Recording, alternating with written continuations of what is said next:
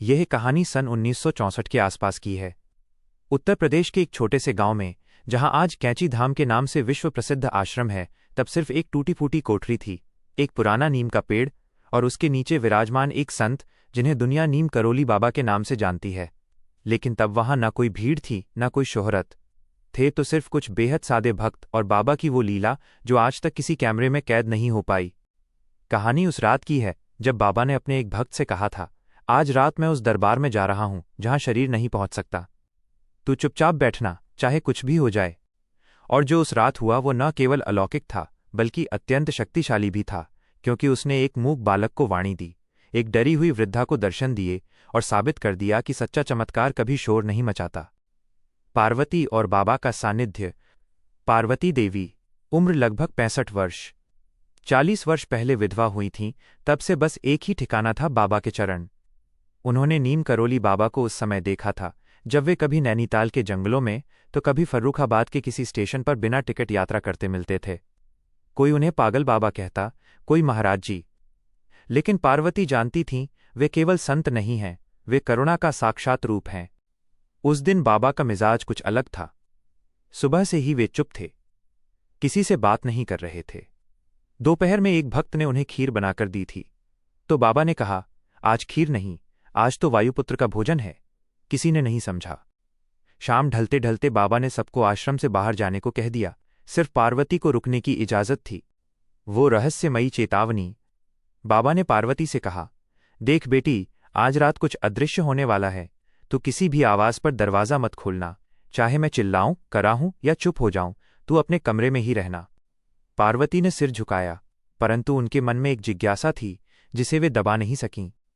रात के करीब 8 बजे बाबा अपनी चारपाई पर नहीं थे, वे जमीन पर सीधे धूल में सिर्फ एक सफेद लंगोट में बैठे थे।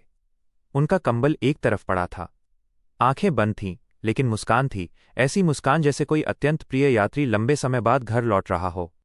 पार्वती सोचने लगीं, कैसे सज्जन हैं, रात रात भर जमीन पर बैठे हैं, बुढ़ापे में जुकाम हो जाएगा। वो खिड़की की दरार से झांक रही थी। तभी अचानक बाबा के चारों ओर का वातावरण बदल गया। हवा में एक सन्नाटा छा गया, ऐसा सन्नाटा जो बहरा कर दे। पार्वती ने अपने कानों को सहलाया, लगा कोई शब्द नहीं सुनाई दे रहा। और फिर उसने देखा, बाबा का शरीर धीरे धीरे, बहुत धीरे लेकिन स्पष्ट रूप से जमीन से ऊपर उठने लगा। 1 इंच, 2 इंच, फिर लगभग 1 फुट। पार्वती चीखना चाहती थी, पर उसका मुंह बंद हो गया, निगल भी नहीं सकती थी। उसकी आंखों के सामने बाबा हवा में तैर रहे थे, मानो कोई अदृश्य सिंहासन उन्हें उठाए हुए हो। आकाश मार्ग की पालकी। रात के 1 बज रहे थे।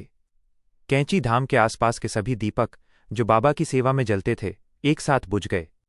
बिजली नहीं थी वहां, केवल मिट्टी के दिए। परंतु वे दिए उस समय बिना किसी हवा के, बिना किसी कारण के बुझ गए। केवल एक चौमुखी दिया बचा था जो बाबा के ठीक सिरहाने था। वो दिया हिल रहा था, लेकिन उसकी लौ बुझ नहीं रही थी। तभी एक आवाज आई, खड़खड़ खड़खड़, जैसे कोई बैलगाड़ी या पालकी चल रही हो, परंतु जमीन पर पैरों की आहट नहीं थी। कोई मल्लाह नहीं था, कोई बैल नहीं था, फिर भी घंटियों की आवाज थी। पार्वती ने अपनी आंखें जोर से मली। वो जो देख रही थी उस पर विश्वास करना असंभव था। एक कानपुरी पालकी जैसी पुराने जमाने में कुलीन लोगों को ढोया करती थी, हवा में तैर रही थी।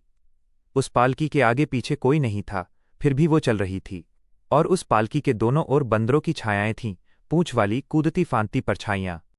पार्वती की सांसें थम गईं। उसने सोचा, अब मैं पागल हो गई, या फिर ये मृत्यु है। परंतु उसकी चेतना पूरी तरह जागृत थी। उसे अपने शरीर में हर सुई जैसी चुभन महसूस हो रही थी। वो मर नहीं रही थी, वो देख रही थी। वो देख रही थी जो कभी किसी आम इंसान को नहीं दिखता। बाबा अब उस पालकी में विराजमान थे। उनके माथे पर सिंदूर जैसी एक किरण थी, जैसे हनुमान जी का सिंदूर लेप कर दिया गया हो। बाबा का मुख आनंद से आर्द्र था। वे बोल नहीं रहे थे, लेकिन उनके होंठ हिल रहे थे, मानो वे किसी से बात कर रहे हों। तभी एक गहरी, गर्जनशील वाणी गूंजी।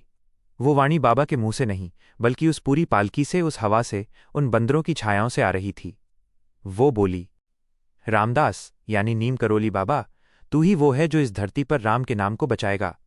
चल, आज मैं तुझे अपने कंधों पर बैठाकर ले जाऊं। वह अद्भुत संवाद। पार्वती को अब ऐसा लगा मानो बाबा और उस अदृश्य सत्ता, जो और कोई नहीं बल्कि हनुमान जी ही थे, के बीच एक लंबा संवाद चल रहा है। वो वाचिक रूप से नहीं, बल्कि मानसिक रूप से। परंतु पार्वती इसे सुन सकती थी, एक अद्भुत शक्ति से। बाबा, विनम्रता से मुस्कुराते हुए, प्रभु, ये सिंहासन मुझे नहीं चाहिए। मैं तो हमेशा से जमीन पर बैठा हूं। जमीन असली है, ये पालकी तो बस माया है। अदृश्य गरज, यह सिंहासन तेरे लिए नहीं, यह तेरे भक्तों के विश्वास के लिए है। जो कोई तुझे राम कहकर पुकारेगा, जो तेरे नाम पर एक दाना भी देगा, उसके अंत समय में ये पालकी आएगी, मौत उसे छू नहीं पाएगी। बाबा चुप हो गए, उनकी आंखों में आंसू आ गए। फिर उन्होंने कहा, तो फिर प्रभु, मुझे एक चिन्ह दे दो, ऐसा चिन्ह जो दुनिया न समझ सके, लेकिन मेरा अपना भक्त पहचान ले।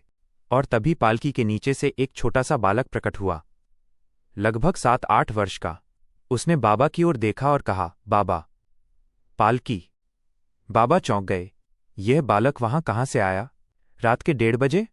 कोई घर नहीं था वहां, कोई बस्ती नहीं। अदृश्य वाणी फिर गूंजी, ये बालक आज तक गूंगा था। इसने कभी बात नहीं की, परंतु इसने तुझे देखा है। अब ये तेरी पालकी का प्रमाण होगा। और फिर वो पालकी धीरे धीरे हवा में विलीन हो गई। बंदरों की छायाएं गायब हो गईं, घंटियों की आवाज दूर जाती गई, और बाबा फिर से धीरे धीरे जमीन पर आ गिरे। वह बालक वहीं सो गया, बाबा के चरणों में।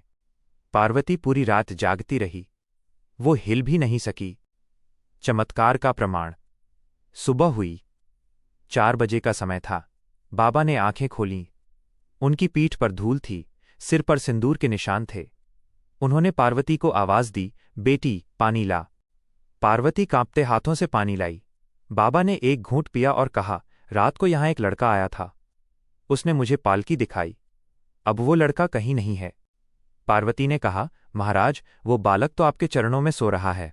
दोनों ने देखा, चारपाई के पास कोई बालक नहीं था, केवल नीम के पत्तों का एक ढेर था और उस पर गिरे हुए सिंदूर के कुछ कण। बाबा हंस पड़े। उस हंसी में रहस्य था, प्रेम था, पिता जैसी ममता थी। बाबा ने कहा, वो कोई बालक नहीं था, वो वही है जो कभी बूढ़ा नहीं होता।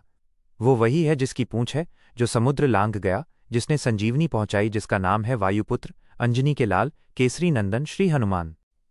पार्वती रो पड़ी। उसने उस रात जो देखा था, वो अब उसे अधूरा सपना लग रहा था।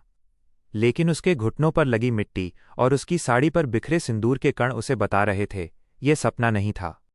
मूक बालक की वाणी। उसी सुबह लगभग 7 बजे गांव के पश्चिमी छोर पर एक घटना हुई। वहां एक गरीब मजदूर रहता था, जिसका 7 वर्षीय पुत्र जन्म से गूंगा था। उस बालक ने कभी मां तक नहीं कही थी। डॉक्टरों ने कह दिया था, ये कभी बोल नहीं पाएगा, इसके वाक तंत्र में जन्मजात खराबी है। उस बालक का नाम था रामू। उस सुबह रामू अचानक उठा, सीधा अपने पिता के पास गया और साफ सशक्त स्वर में बोला, बाबा। पालकी मैंने देखी। बाबा हवा में थे, बड़े बंदर थे।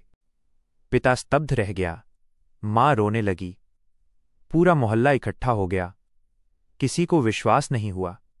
उन्होंने बालक से बार बार कहलवाया, वो वही शब्द दोहराता रहा, बाबा। पालकी, बंदर, हवा। किसी ने कहा, ये तो नीम करोली बाबा का चमत्कार है। बालक रामू को उसी समय कैंची धाम ले जाया गया। उसे बाबा के सामने लाकर बिठाया गया। बाबा ने उसकी ओर देखा और फिर भक्तों से कहा, इसने रात जो देखा वो कोई सपना नहीं था। यह मेरा सिंहासन है। अब ये बालक आजीवन भक्ति में रहेगा। बाबा ने रामू के सिर पर हाथ रखा, बोल राम। बालक ने कहा, राम, जय राम। और फिर कभी चुप नहीं हुआ। बाबा की सीख, शोहरत नहीं, प्रेम। घटना के बाद भक्तों ने बाबा से कहा, महाराज, हम इस चमत्कार को सबको बताएं। लोग तो कमाल सुनेंगे। गूंगा बालक बोला, हनुमान जी ने पालकी दी, आप हवा में उड़े। बाबा ने तुरंत हाथ खड़ा कर दिया। उन्होंने कहा, अरे पागलों, ये चमत्कार नहीं है, ये तो बस एक निशानी थी। असली चमत्कार तो राम का नाम है। जो राम कहता है, उसकी पालकी हमेशा आती है, बाकी सब माया है। बाबा ने स्पष्ट निर्देश दिया, इस घटना का कहीं लेख न हो, किसी से कहना मत। ये सिर्फ तुम्हारे विश्वास के लिए था, और इसीलिए ये घटना आज तक यूट्यूब पर नहीं है। कोई वृत्तचित्र नहीं है, कोई इंटरव्यू नहीं है, क्योंकि बाबा ने खुद ही कहा था, छुपा दो इसे। प्रचार वही चाहते हैं जिनके पास प्रेम नहीं। कुछ वर्षों बाद वो बालक रामू बड़ा हुआ तो वो कैंची धाम का वो मौन संत बन गया, जिसने कभी किसी से कुछ नहीं मांगा। वो केवल राम राम कहता था और सबको यही सिखाता था। कोई नहीं जानता था कि ये वही बालक है जो कभी गूंगा था। पार्वती देवी ने अपनी डायरी में लिखा, बाबा ने उस पालकी को कभी किसी के सामने नहीं आने दिया, लेकिन मुझे एक बूढ़ी विधवा को वो दिन देखने का सौभाग्य मिला। मैं उस रात मर सकती थी, लेकिन अब लगता है जिसने वो पालकी देखी उसकी मृत्यु कैसे हो सकती है। उपसंहार। बाबा के महाप्रयाण के बाद जब कोई उस पालकी के बारे में पूछता तो पुराने भक्त चुप हो जाते थे या बस इतना कहते, जहां हनुमान जी हैं वहां पालकी है, और हनुमान जी हर उस दिल में हैं जो राम कहता हुआ मर सकता है। बाबा ने कभी उस रात को चमत्कार नहीं कहा, उन्होंने उसे संकेत कहा। उनका कहना था, चमत्कार तो रोज हो रहा है, तू सांस ले रहा है, यही चमत्कार है। तू राम भूल जाता है और फिर याद आ जाता है, यही सबसे बड़ी पालकी है। और यही इस घटना की सबसे बड़ी शक्ति है कि ये आपको किसी पालकी या उड़ने पर विश्वास नहीं दिलाती, बल्कि इस बात पर विश्वास दिलाती है कि आप अकेले नहीं हैं। कोई न कोई बंदरों वाला, कोई न कोई लाल सिंदूरी हमेशा आपके साथ है, बस नाम लेने की देर है। यह कहानी रामदास द्वारा लिखित मिरेकल ऑफ लव के एक दुर्लभ अध्याय पर आधारित है, जिसे बाद में कई बार संपादित करते समय निकाल दिया गया था क्योंकि ये बहुत अविश्वसनीय लगती थी। परंतु कैंची धाम के अति वृद्ध भक्त आज भी इसे फुसफुसाहट में कहते हैं, खासकर जब रात हो, दिया बुझ रहा हो और हवा में घंटियों सी खड़खड़ाहट हो। और हाँ, उस बालक रामू का कोई फोटो नहीं है, उस पालकी का कोई वीडियो नहीं है, क्योंकि सच्चे चमत्कार का कोई प्रूफ नहीं होता।